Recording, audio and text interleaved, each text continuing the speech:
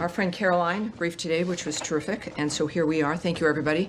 For everyone watching at home, welcome aboard. I appreciate it. We know that many streaming options. We know C-SPAN carries us live as well, and it's great to see all of you here.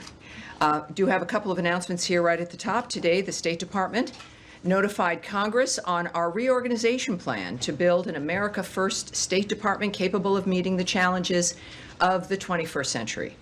The Secretary issued a statement on the notification as he said, over the past quarter century, the domestic operations of the State Department have grown exponentially, resulting in more bureaucracy, higher costs, and fewer results for the American people. Since my first day as Secretary, I've said that this department must move at the speed of relevancy, and in April announced a broad reorganization of the department to better achieve that goal. Today, we took the next step in that process by notifying Congress of how we plan to do that. Further, he said the plan submitted to Congress was the result of thoughtful and deliberative work by senior department leadership. We have taken into account feedback from lawmakers, bureaus, and long-serving employees.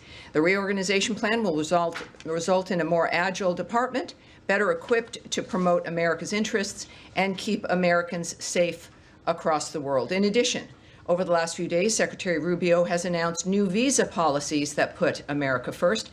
I'm sure none of you have any questions about those. The State Department is determined to protect Americans' right to free speech and to counter the malign influence and actions of the Chinese Communist Party. The bottom line, we are using and will continue to use every tool in our tool chest to make sure that we know who it is who wants to come into this country and if they should be allowed to come in. Every sovereign nation has a right to secure its borders and to make sure they know who is in their nation and if they are safe to be here. And finally, Secretary Rubio met with the North Macedonian Minister of Foreign Affairs today and his delegation. I had the pleasure of being at that meeting as well. The meeting underscored the strong relationship between the United States and North Macedonia and highlighted mutual interests in regional stability, economic cooperation, and NATO. They explored opportunities to expand the economic collaboration, which would include energy, trade, and investment. A fabulous delegation. It was a pleasure to meet them. And now it's a pleasure to see you guys again. Even though I've met most of you, maybe not all of you, taking your question. Matt? Yes. I know you've got a few things on your mind. Well, yes. So I assume you were being sarcastic when you said that I know none of you have questions. Of course, yes. Sarcasm is my favorite thing. So anyway, I do have a couple of questions. Sure. So I'll keep them brief. On the visa policy, specifically as it relates to China and the Chinese students. Mm-hmm. The statement that came out last night was, it wasn't very specific, shall we say, about what affiliations with the Chinese Communist Party and what critical areas of study would be applicants for visas under those would be, would be subjected to more scrutiny. So I'm wondering if there is an answer to what is the actual, Chinese Communist Party affiliation that would make you ineligible for a visa, or what are examples of the critical areas in which we'll be subject to? Well, since starting here at the State Department in January, I've been impressed with a number of things, most everything, but also learning about the nature of the visas. And I've said here regularly, many people watching around the world might not know, is that we don't give details about what our methods are regarding visas. Of course, everyone is vetted. I think if you've gone through the process, it's about filing for a visa, and then you have to have a meeting. And you do it in your home country, your consulate, your embassy. And that's the process. So there is a vetting. There always has been. What we don't discuss, again, because of privacy issues, but also because it's different for each person, that there are a series of dynamics that can be applied, questions that can be asked, issues looked at, and we use every tool that we have to vet and to make sure we know who's coming in. In this particular case, the United States is putting America first by beginning to revoke visas of Chinese students as warranted, including those with connections to the Chinese Communist Party, as you mentioned, Matt, or studying in critical fields, and enhancing scrutiny of visas for all Chinese nationals, including Hong Kong passport holders.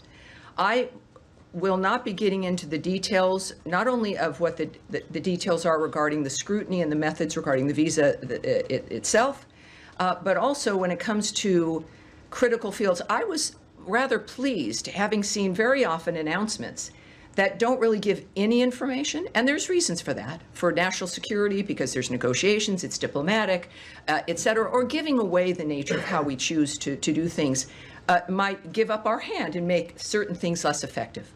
In this case, when we think of critical fields, which is obviously a very specific phrase, we think about national security, the nature of how we keep America safe and secure and more prosperous. And it is important to have, I think, a broad base, because that could mean something different to many people. It could mean many things. And this is going to be up to the people making the decisions. And I think that that's in the framework of what we've discussed regarding the visa actions as well, when it comes to keeping America safe. The United States, I further can say here, will not tolerate the CCP's exploitation of U.S. universities or theft of U.S. research, intellectual property, or technologies to grow its military power, conduct intelligence collection, or repress voices of opposition. The Trump administration is focused on protecting our nation and our citizens by upholding our national security and public safety through our visa process, obviously very openly and transparently applied by Secretary Marco Rubio.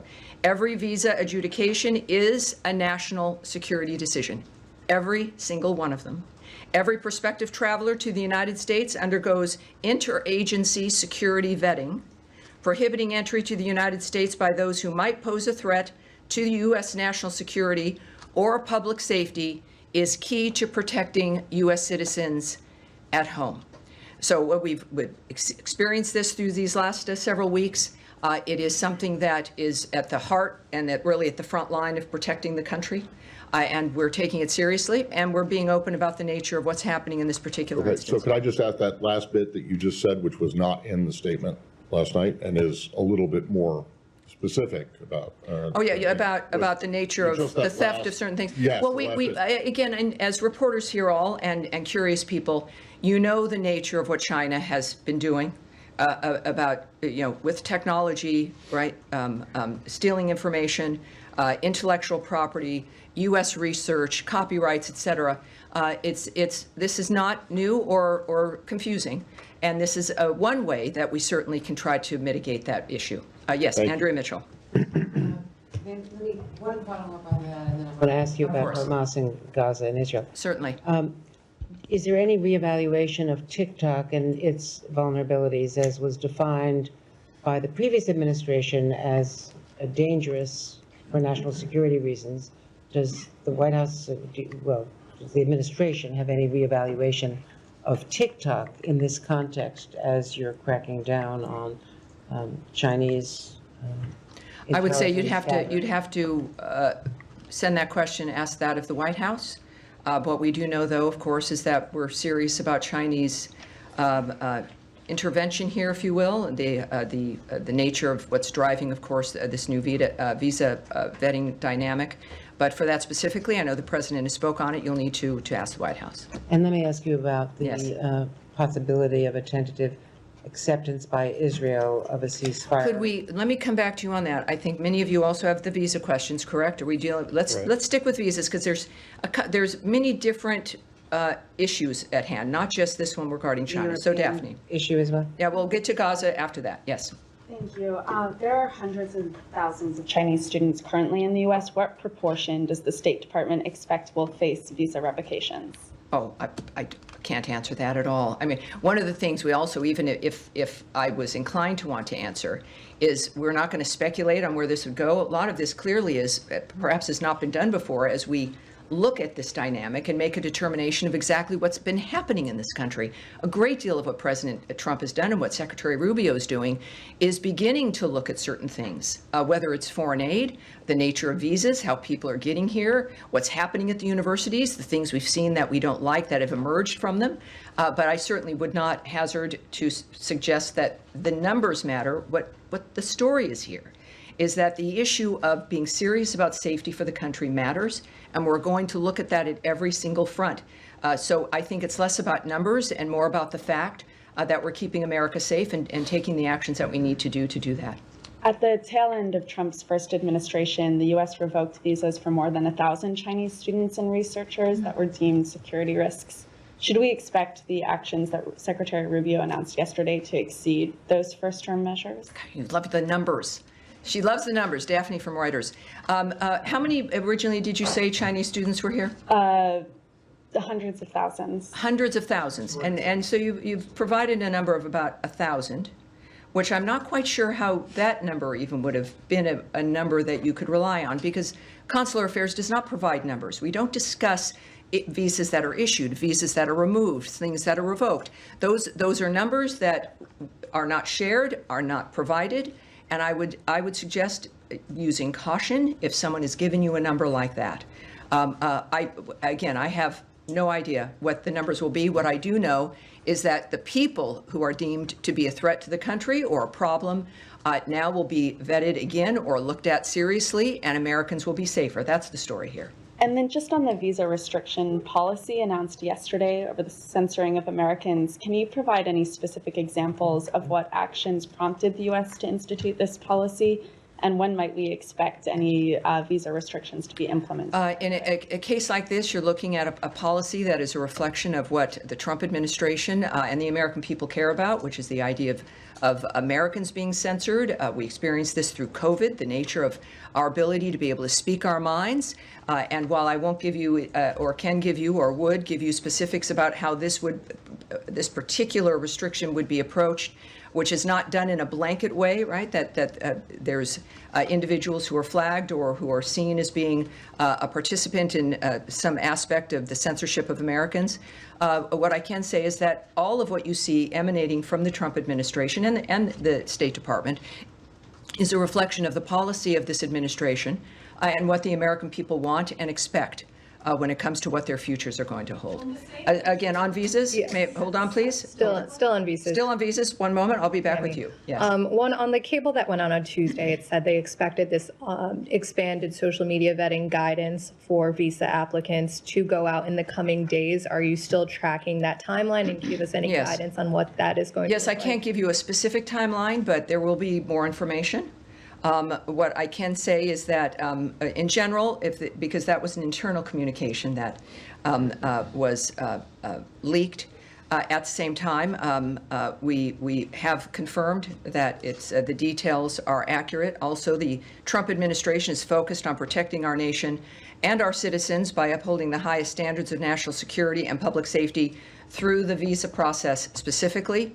Every adjudication, as I noted to you, is a national security decision. And a visa, as a reminder, is not a privilege.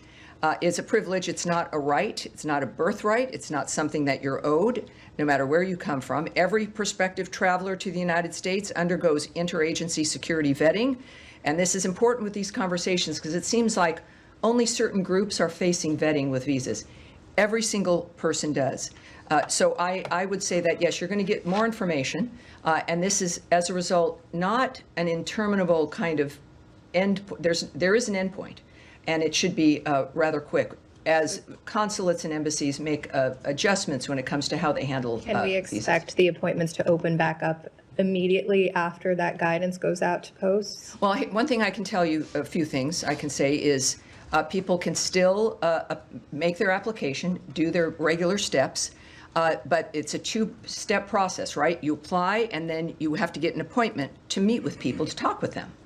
Unlike often with the passport or something, there's a very specific process.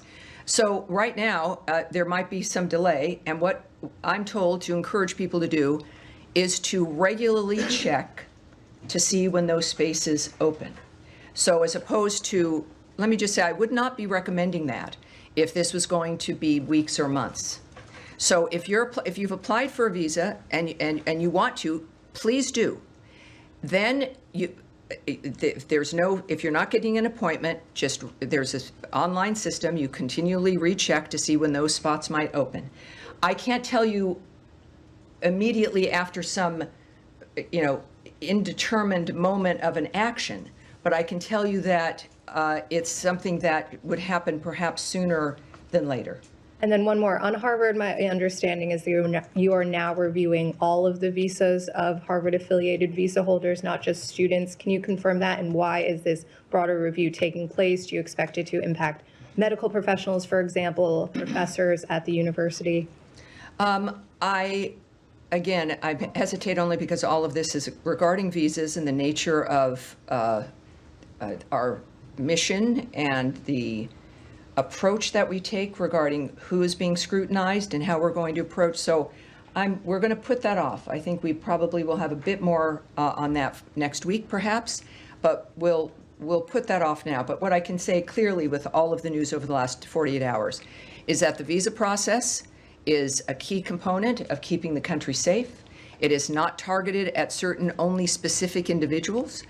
This is an overarching national security action, and we are acting quickly. Obviously, we're a nation that loves people coming here the legal way, and we want to help facilitate that, but not at our own risk. Sean. Sure. More on the visas. If you don't mind me emphasizing, as Daphne and Matt asked you on the language, the Secretary's statement yesterday aggressively revoke visas for Chinese students, including those with connections. It's not specific. He's not saying specifically those with connections. So, I mean, there are 277,000 Chinese students in the United States. I mean, should all of them feel that they're at some risk of having their visas revoked? I think everyone who's here on a visa has to recognize, certainly is what they've seen over the last few months, that America takes their visas seriously, that vetting is not a one-time process, it's continuing. And that if things happen, if you get arrested, if there's some kind of an issue, it's probably going to be seen at some point. But I do think that with this particular dynamic, it's clear that there's an interest in making sure that those who are here from China on a visa understand that we are taking our national security seriously, and we are looking at their visas, and if everything's fine, terrific. But that will be a vetting that certainly continues and is important, clearly, to the administration. Okay, and a bit broader, I mean, you said if everything is fine, you're welcome. More broadly, all these things that are going on with the student visas, with the vetting, with the suspension for now of new appointments. I mean, is it still a priority for the administration to encourage students to come to the United States? They have other options. It's been said that Hong Kong, for example, is now saying students at Harvard, doctoral students, have a fast track to go there. Is there any concern that the U.S. is losing a competition? After all, there's $50 billion into the economy of from international. Yeah, well, people come here because this is where you start new lives, where you have every opportunity in the world. There's a reason why people come here. It's because of what the country represents. Yes, the excellence of our schools, and we want to keep it that way. We want parents who send their children, whether they be from a different country or America, to an American university, that they can recognize their child when that child returns home. And that child actually has skills and an education that can improve their future, that can get them a job, that can help facilitate the dreams that they've had, as opposed to political indoctrination or the idea of just activism or a certain political framework that they move out with. This should be an education that is literally liberal. The idea that you learn things that help facilitate your life no matter where you come from, who you are, if you're a Jew or a non-believer or an atheist or black or white or a woman. We've been through this in this country for the last 2 to 3 generations still. And our focus is making sure that everyone who does want to send their child to a school in this country can do so knowing that they're going to be safe, they're going to be able to get into a building and not held hostage in a library because it's been occupied, or that they're going to be able to actually learn things that you're paying that kind of money for. So yes, it not only should encourage more people, for those who are already here, it's certainly an important dynamic for believing and understanding that your child's going to be safe and that you're going to get something that you've paid for, more than a social activist who lives in your basement. Can I switch to the Middle East, or does anybody else have anything? Well, yeah, it's an unusual day for me, and time flies, doesn't it? I was going to ask that. Well, so many people, too many people, Matt. So we've talked a great deal about the visas. And Gaza, all right. We had Gaza. Where is she? There she is in the blue jacket. You'll be second. We'll go to Andrea on Gaza, and then we'll go into the back. I'm Yes. about to ask you about the reported acceptance by Israel of a ceasefire for Gaza. What you can fill in about that? Does it include expanding food deliveries? Does it include the south as well as the north? And do you know whether Hamas has signed on to this? And is Qatar or Oman? Well, we know there's been a proposal put forward that seems to be promising. We are unaware of Hamas accepting it, but we do believe that it has some significant promise. We would, of course, as you might imagine, it's been a goal of the administration to get all the hostages out, certainly the bodies that are being held. And so, and I believe that Caroline addressed this too, I think, earlier. Yes, so there is some optimism, some important optimism, but the aspect regarding Hamas and its position is unknown at this point. But I think that there's some optimism regarding what has been proposed. And do you know if this came from Mr. Witkoff and Germer and the other envoys who were here from Israel this week? Well, I believe that certainly Special Envoy Witkoff, as he's been involved in most issues and our successes, but at this point, we're still waiting to get some kind of a final point put on that. Which would allow even more humanitarian aid to move in, and certainly the return of hostages and bodies. This is what we continue always are working on, and we're excited that this might be a good development. All right, Nadia. Thank you. I'm following up on Gaza again. Caroline just said now actually that both the Israelis and agreed to it, and they're waiting for. Yes, that's correct. So this is when we say this in optimism, it means Israel's agreed. All right, so we're in a very good position, I think. But as you know, the president said he wants to see an end to this war.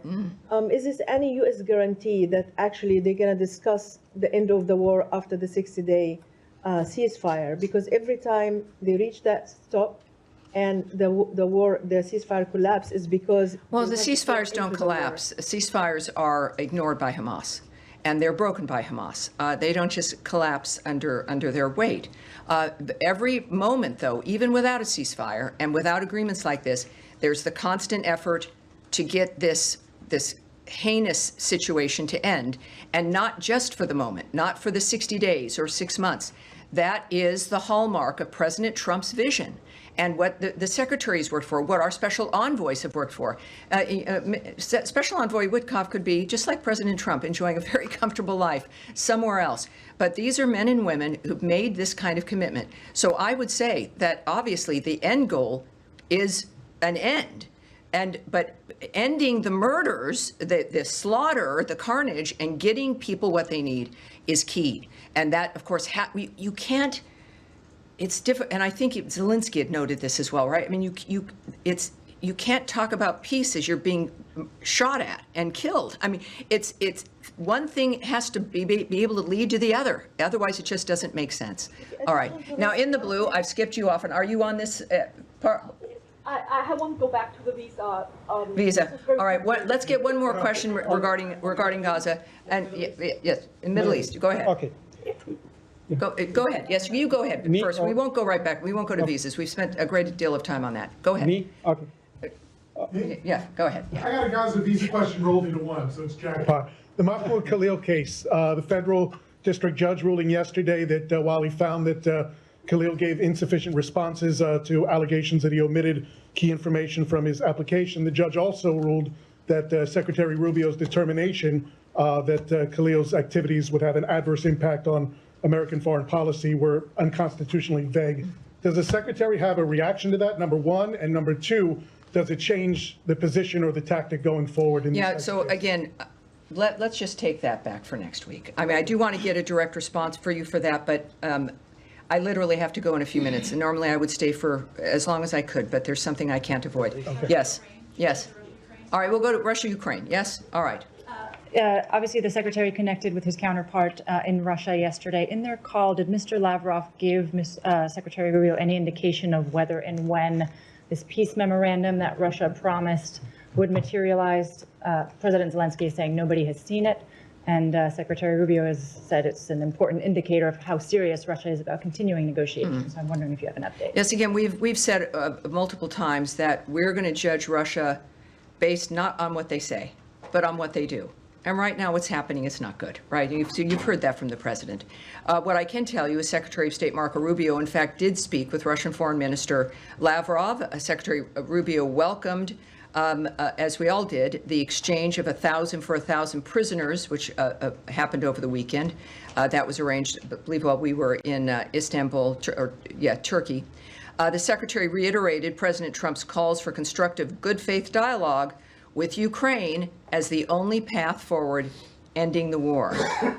So that's what we're saying about the call itself, and we'll have to kind of leave that there. On the question of the good faith dialogue, Sure. does the Secretary believe that what the Russians have offered in terms of these direct talks with the Ukrainians in Istanbul, is that being offered in good faith? We understand it's the same delegation that was dispatched last time.